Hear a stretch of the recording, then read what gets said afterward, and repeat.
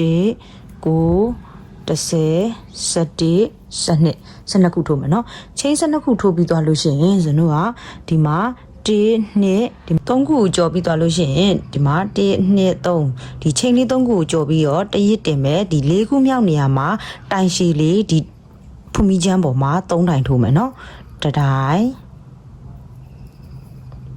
2တိုင်3တိုင်နော်အဲ့လိုပဲနောက်ထပ်ဖုန်မီချမ်းပေါ်မှာလည်းတိုင်ရှည်လေး3တိုင်ဒီလိုဖုန်မီချမ်းလေးတွေပေါ်မှာတိုင်ရှည်လေး3တိုင်3တိုင်စီစုံစုံကိုထိုးခဲ့ပေးပါနော်ဖုန်မီချမ်းလေးတစ်ခုပေါ်မှာเนาะတစ်ခုတည်းပေါ်မှာ3တိုင်3တိုင်3တိုင်စီအဲ့လိုမျိုးလေးလိုက်ပြီးတော့ထိုးသွားမှာပဲဖြစ်ပါတယ်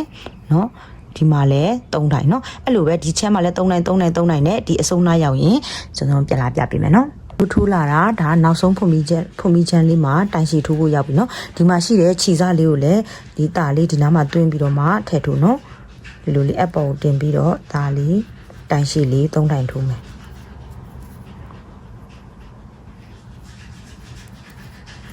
ဒါဆိုရင်ပွင့်ဖက်လေးယာပြီပေါ့နော်ပန်းပွင့်နှင်းစီပန်းပွင့်ချက်လေးယာပြီပန်းပွင့်လေးယာပြီပေါ့နော်အဲ့ဒါဆိုရင်ဒီမှာလိတ်လာတာပေါ့နော်အဲ့ဒါကိုဒီမှာနောက်ဆုံး3နိုင်ထိုးပြီးသွားရင်ချိန်လေး1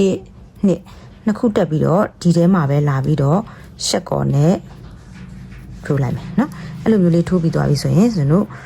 ဒီကျူးစာလေးကိုတော့ခြိသိမ်းတာတွေပါလေလှုပ်လိုက်လို့ရရနော်ဒီမှာဒီရဲ့ထိတ်ကလေးကိုအตาလေး လိတ်နှင်းစီပန်းပုံလေးဖြစ်အောင်လို့လိတ်ပေါ့နော်လိတ်ပြီးသွားရင်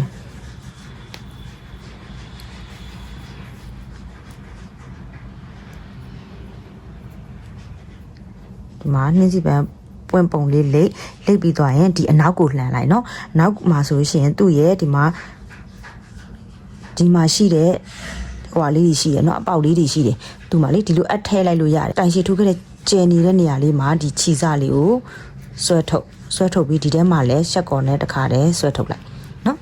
ဒါဆိုရင်ဒီလိုလေးရမယ်เนาะပန်းပွင့်လေးရအဲ့လိုလေးရမယ်ရပြီးသွားပြီဆိုလို့ရှိရင်ဆိုတို့ဒီမှာနောက်ဖက်ကိုဒီဘက်ကိုအတွင်းထဲကိုကြည့်လိုက်အတွင်းထဲမှာရှိတဲ့တိုင်တို့ထိုးခဲ့တဲ့အချမ်းလေးအဲ့မှာလာပြီးတော့ဆက်မယ်เนาะအတွင်းထဲမှာဒီလိုလေးလှန်လိုက်လို့ရှိရင်ဒီမှာတိုင်တူထိုးခဲ့တဲ့အချမ်းလေးရှိတယ်။အဲ့မှာလာပြီးတော့လို့ဆက်မယ်။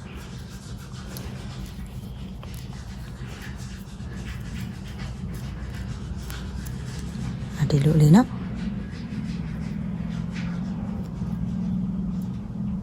ဒီမှာဒီရဲ့ချမ်းလေးအဲ့မှာလာပြီးတော့ slit stitch နဲ့ဒီကျိုးရှည်လေးကိုဆွဲပြီးတော့ယူလိုက်မယ်။နော်။ဒါဆိုရင်ပြီးရင်ချင်းလေးတစ်ခုထိုးပြီးတော့ခြိစလေးကိုဖြတ်လိုက်မယ်ဒါဆိုရင်တဝင်းရပြီပေါ့နော်အဲ့ဒီပွင့်လေးတိုင်းလေးတွေကိုအဲ့ဒီပွင့်ဖက်လေးပေါ်မှာထိုးသွားမှာပဲဖြစ်တယ်အဲ့တော့ဒီကျိုးစာလေးကိုဒီမှာဒီရဲ့အစာလေးနဲ့လည်းလာပြီးတော့ပြန်ပြီးတော့ခြိလိုက်ခြိပြီးတော့ခြိစာလေးတွေကိုနောက်ဖက်မှာတင်လိုက်ပေါ့နော်ဒီကြားထဲမှာတင်လဲရတယ်ခြိအက်လေးနဲ့တင်လဲရတယ်နော်ဒီနောက်မှာပဲဒီမှာတင်သလိုတင်လိုက်လို့လည်းရတယ်နော်ဟိုခြိသိမ်းအက်လေးနဲ့ထားပြီးတော့ဒီတိုင်ကြားတွေမှာတိမ်သွားလဲရတယ်နော်အဲ့လေးဆိုမပြတော့ဘူးနော်အဲ့လိုပဲဒီပန်းပွင့်လေးတွေကိုဒီပေါ်မှာဒီဘက်မှာလည်းဒီမှာတပွင့်ပေါ့နော်ဒီတိုင်မှာတပွင့်ထိုးမယ်ဒီတိုင်လေးတွေမှာတပွင့်အဲ့လိုမျိုးလေးတွေဒီလိုမျိုးလေးပက်ပက်လဲလေးတွေလိုက်ပြီးတော့ထိုးရမှာဖြစ်တယ်ပေါ့နော်အောက်တပွင့်ကြလို့ရှိရင်လည်းဒီမှာရှိရဲ့တိုင်ဆောင်လေးပေါ့နော်တိုင်တူထိုးခဲ့တဲ့နေရာလေးမှာဇွန်တို့ကအပ်ဝင်မယ်ပြီးရင်ဒီတိုင်းပဲဒီဟာလေးက slit knot လုပ်ထားပြီးတော့အဲ့ slit knot လေးကိုဒီတိုင်ကြားထဲမှာဒီလိုလေးဝင်ပြီးတော့ဆွဲမယ်ပြီးရင်12ချိန်ထိုးမယ်12ခုဒီလိုပဲ1 2 3ခုကြော်ပြီး4ခုမြောက်မှာတိုင်ရှည်လေး4ခုထိုးမယ်เนาะအဲ့လိုမျိုးလေးတွေဇုံဇုံကိုပန်းပွင့်လေးလောက်အောင်ပါပေါ့เนาะအဲ့လိုလေးထိုးပြီးသွားလို့ရှိရင်ဒါစောစောဒီနောက်မှာဆက်လို့ဆက်ပြီးသွားရင်ဒီဘက်ဇက်ကိုလှန်ပြီးတော့ဒီတိုင်လေးမှာလာပြီးတော့ပန်းပွင့်လေးကိုဆက်ပြီးသွားလို့ရှိရင်တစ်ခုရပြီပေါ့เนาะခြီလေးတွေတိမ့်ပြီးသွားရင်ဒီမှာတစ်ခုဒီမှာအဲ့လိုဒီလိုတိုင်လေးတွေဂျားလေးထဲမှာပန်းပွင့်လေးတွေကိုလိုက်ပြီးတော့ထိုးသွားမှာပဲဖြစ်တယ်เนาะဒါဆိုရင်တော့ဒီအိတ်လေးရမယ်ပြီးရင်ရှုပ်တက်တာလေးကိုပြပေးပါမယ်